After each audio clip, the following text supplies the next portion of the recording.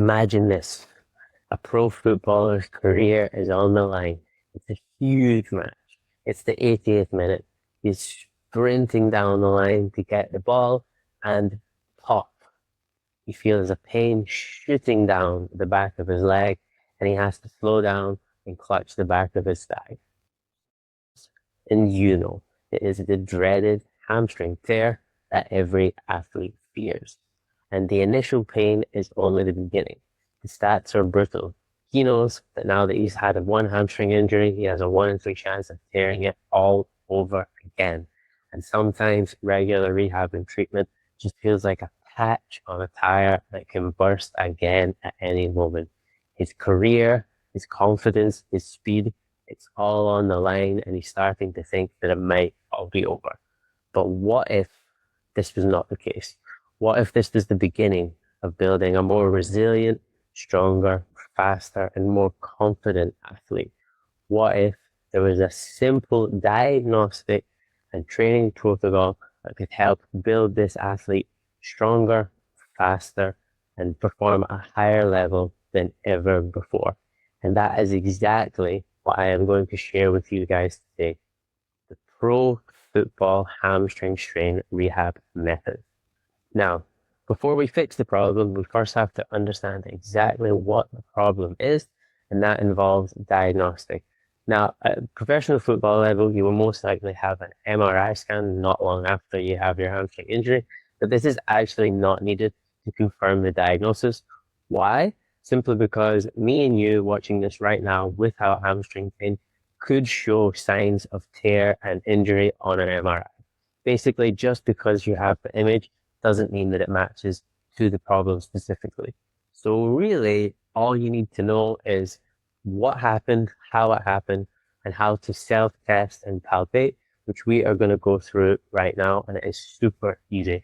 And this is going to give you a diagnostic accuracy well above 90%. So don't worry, we don't need an MRI. So the first question is really, how did it happen? Were you sprinting at full speed and you felt a pop in the back of your leg? Or were you doing a more controlled movement and you were stretching out as far as you can? Also then felt that similar kind of pop in your leg. Because these two injuries are both classed as hamstring, but slightly different.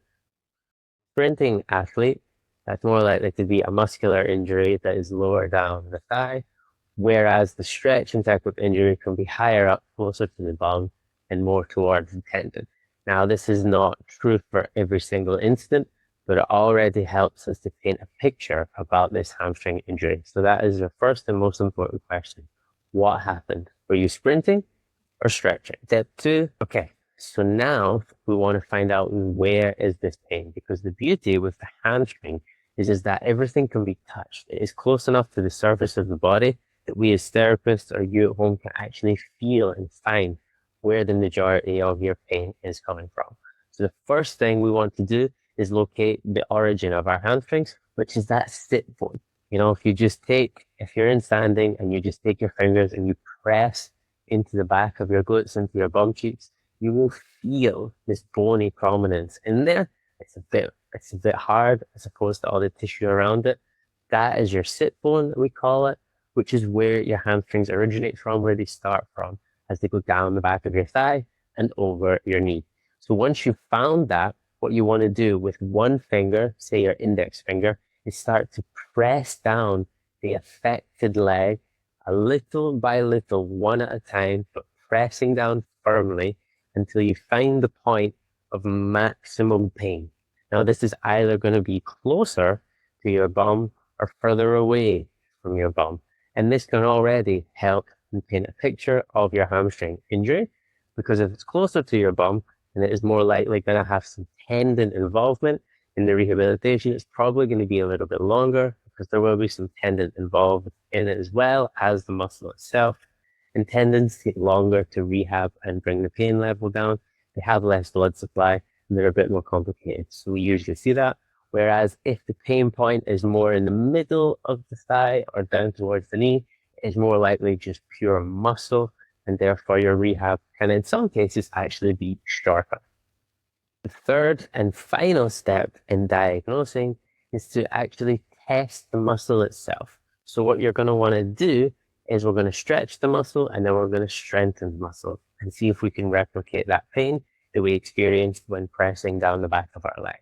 So you're going to lie on your back and bring the affected knee and hip up at 90 degrees with your knee bent, and then put your hands on the back of your thigh and extend your shin and lower leg as slowly as you can to where you can get it to until you feel that pain. And you should really start to feel that pain again down the back of your thigh. That's what we're looking for. That would suggest that it is the hamstring that is the cause of your pain because we are stretching it. The next thing you're going to do is you're going to test the strength. So find a chair with some good sturdy legs on it. It's got 4 legs, and you can put the back of your heel, the back of your leg onto one of those legs of the chair and just press it as hard as you can as if you're trying to bend your knee back towards your bum. That will activate your hamstring muscles. And again, if you hold that for 5 to 10 seconds or more, that should really start to feel discomforting. And if you compare it to the other side, you should have no pain, maybe minimal tightness and stretching whatsoever. That is it. We have diagnosed your hamstring injury just like that. We know from the history that it fits the picture. We palpated it and confirmed that the hamstring region was sore. And we then tested the muscle by stretching it and activating it and reproduced the pain. So we are very, very confident that there is a hamstring strain injury there. Hamstring strain injuries are the most common muscle injury in football, professional and amateur level. And over the last decade, the rate of injury has doubled. And yes, it makes up a staggering 24% of all football-related injuries, and re-injury rate is as high as 33%. So this is a huge concern for professional clubs and amateur clubs alike. Players are dropping like flies. Now, to understand why this injury is so common, we first need to break down the hamstrings. The hamstrings are actually a group of 3 separate muscles: the semimembranosus, the semitendinosus, and the main troublemaker in the hamstring strain is bicep femoris. These muscles are unique and they cross over 2 joints, your hip and your knee. And because of that, they have dual function.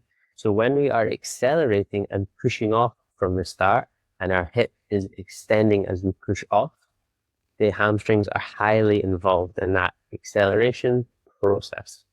However, when the body needs to decelerate, or when we are moving at high speeds and the knee has to straighten and hit the ground in a controlled and firm manner, this is all hamstrings as well.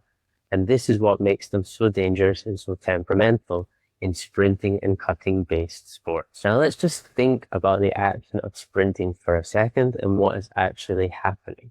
You are moving at full speed and your hip is flexing up at maximum force while your knee is straightening and extending out as much as it can. And this is where the hamstrings come in, as they have to control that movement of the knee straightening out by an eccentric contraction. This means that the muscles are firing when they are stretched and lengthened, as opposed to when the knee bends, when the hamstrings contract, but the muscle fibers are short and on top of each other. Eccentric movement just means that the muscles are contracting because they are involved, but they are at more of a stretch. And in the case of sprinting, they are often at full stretch and under maximum strain, maximum pressure to decelerate your body going at full speed. So during those unconscious moments where you're sprinting at full speed, but you know it's time to slow down because you're tired, because you need to turn, because you need to go in the other direction, or because the race is over, as you begin to decelerate, studies show us now that this puts a massive extra amount of force and strain through those hamstring muscles, and in particular, the bicep femoris muscle. And this is what causes the majority of hamstring strains. And this is why 90% of the time we do see that it is the bicep femoris muscle that has the injury as opposed to the other two, because during these last few moments of deceleration and high force, it is taking on the majority of the work. Now we know what happened. We were able to diagnose it ourselves. We were able to actually understand why this happened. Now the big question is, how long is it before I can return to play football? And like everything, there's massive variability. The average return to play at professional football level in the men's game these days is around 18 days, but this varies massively. There are some studies that indicate that the amount of flexibility you have in your hamstring is an indicator of how long it will take you to recover. So when you're doing that supine test where you lie on your back and straighten out your hamstring, if you have a deficit of around 10 degrees compared to your non-affected side, you could be out for 10 days. Whereas if it's more than 30 degrees, so basically your hamstring is a lot tighter and a lot more restricted in its movement, you could be looking at 50 days or more. But truthfully, it just varies. So I would say it can be anything from 2 weeks to 6 weeks. And it's actually got nothing to do with time because we know that re-injury is so common. So returning to play too soon is the worst thing that you can do. So what you have to focus on is not how long will it take, but when am I safe to return to play? And you have to follow the clear criteria. And once you tick all those boxes, then you are safe to return to play. Criteria number 1 is an absence of pain when testing the strength, stretching it, and also palpating it. Criteria number 2 is symmetrical flexibility within around 10% of your unaffected side. So when you do that supine exercise and you stretch and extend your knees as far as you can, it should be basically the same as your unaffected leg. If it's not, you cannot go back to play. Step number 3 is symmetrical strength. So you should be able to perform single leg strength exercises like a weighted RDL or a Nordic hamstring curl, which is double leg exercise. You should be able to show symmetrical strength. If there is an obvious weakness in the muscle on your affected side, you need to stay in the gym and get that stronger. And finally, and most obviously, is when you have no pain on performance-based drills. So once you can complete sprinting drills with no pain whatsoever, once you can complete half training and passing and cutting and agility-based drills with no pain, and then once you can complete full training with no pain, then, and only then, can you then start to think about joining the team on the pitch again. Now, the rehab process is typically broken down into 3 stages. Now, I'll give you a detailed overview right now. But if you want a truly tailored experience that is broken down day by day with the correct amount of reps, sets, and exercise progressions, including one-to-one coaching, an AI rehab assistant, pain tracking, and performance testing, then you need to book a free consultation with me so that I can create a truly tailored, personalized experience that will eliminate your pain and improve your performance. The link is in the description. The first stage is the acute stage within the first few weeks of injury. And you can start from as early as you like because we know now from the research that there is no harm caused by starting to do strength exercises within a few days of hamstring injury. These exercises are light, but they are going to begin strengthening and stretching and elongating that hamstring muscle again after injury. All of the exercises included in this list are highly adaptable and can be done anywhere. Home, work, beach, gym, wherever you are, wherever you've got access to, you can make this work. And it is just as effective as any pro athlete rehab for this type of injury, which is what makes this such a good protocol. Now, the most important thing is that you stick within a comfortable pain range when rehabilitating your hamstring. And that is recommended that you do not push beyond a 3 out of 10 when exercising. So you have to keep an eye out for this between 1 and 3. So there should be some discomfort, but you do not want to push it too much as you will delay the rehabilitation process. Now, the exercises are not in any particular order. Some are targeting the hamstrings directly, and others are just working on the general area and the other supporting muscles around it to give you a full body lower limb rehab program. And we are going to focus on heel slides, which is basically just an eccentric lengthening of your hamstring muscles on 2 legs. You're also going to perform a hamstring bridge on 2 legs as well as performing a body weight squat with your heels raised, and also performing standing heel raises. Finally, performing a hip thrust exercise on two legs. And the last and only single leg exercise in the initial phase is just a single leg Romanian deadlift, which is going to start to target just that one side and the injured side. And you can do around 2 to 3 sets of 10 to 15 repetitions 2 to 3 times per week in the acute stage. And you can only move on to the second stage once these exercises cause you no pain. Stage 2, we're going to focus more on really starting to build up that strength, and in particular the eccentric strength of your affected hamstring muscle. So we're going to isolate it more with some single leg and more complex exercises. The first one being taking that double leg hamstring bridge and turning it into a single leg hamstring bridge by elevating one of your legs. You will then also perform a single leg heel raise, a split squat, single leg hip thrust, and then also we're going to start to add in a Nordic hamstring curl with a partner. So you're going to kneel down, someone is going to hold on to the back of your heels and relax your feet, and you're just going to lean forward and try to control the contraction of those hamstring muscles and then come up. So you only go down as far as you can, and then you come back up.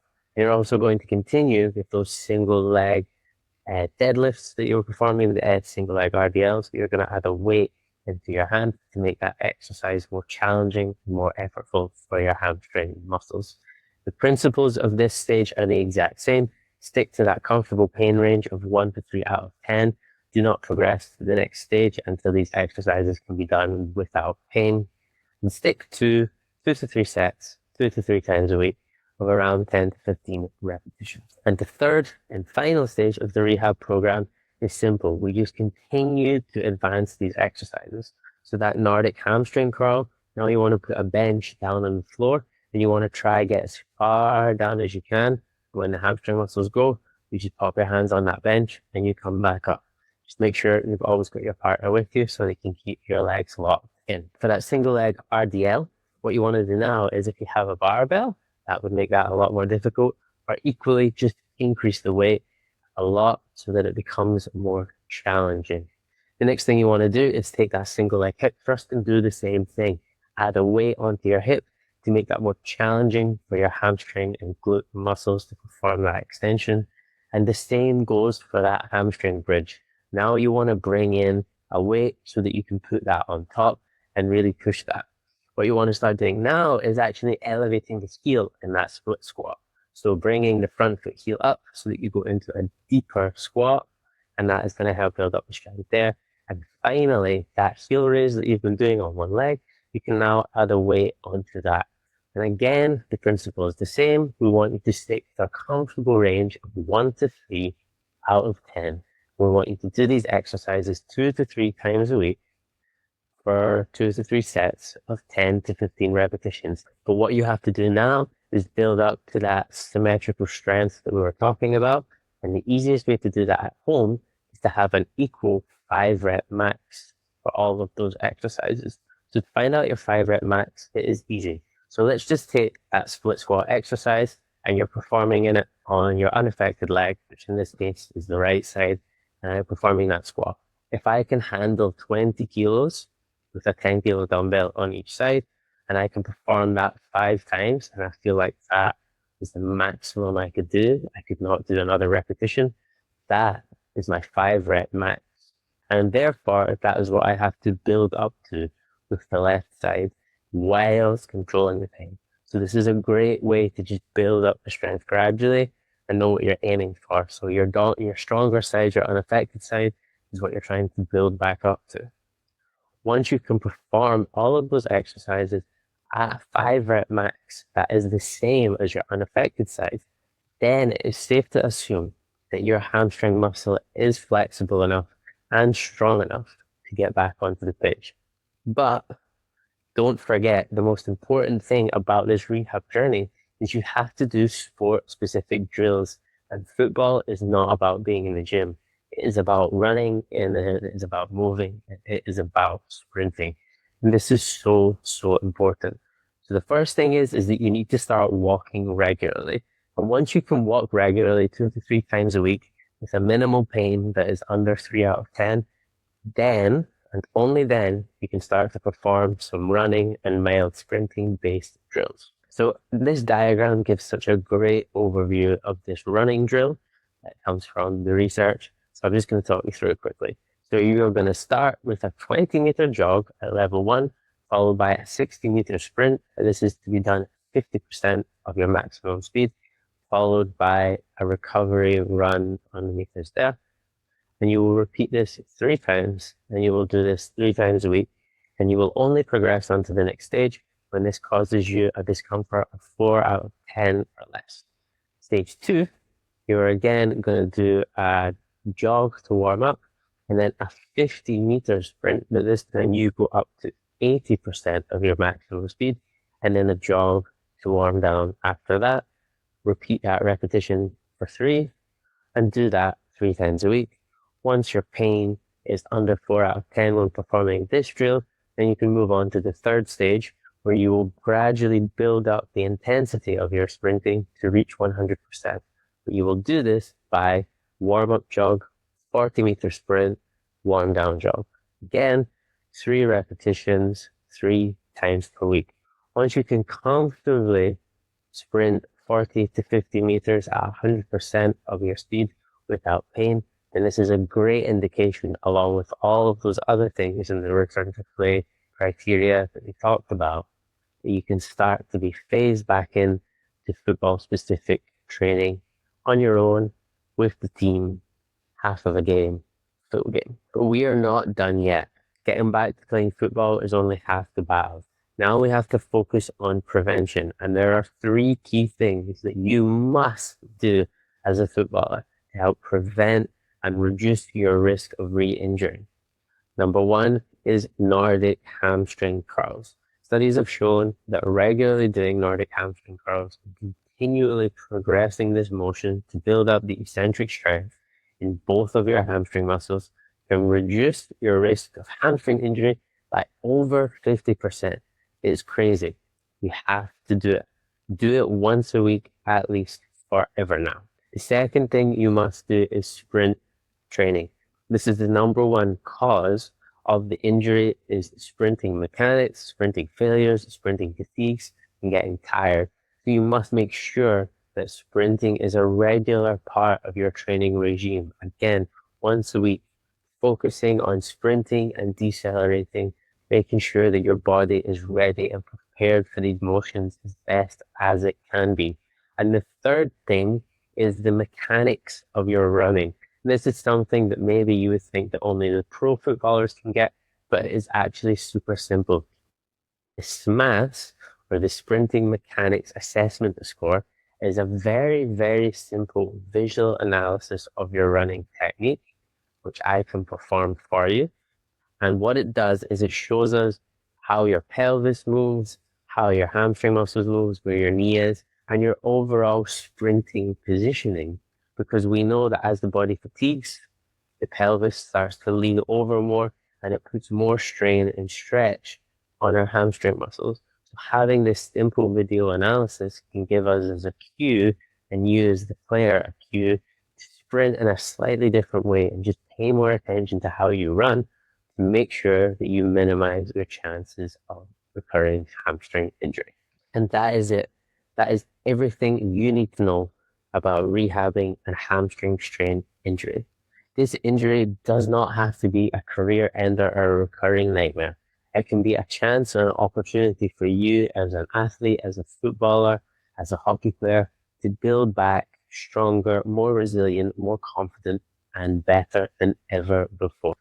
And remember, if you want personalized rehab program with me that is guaranteed to eliminate your pain and improve your performance, book a CREAT consultation below.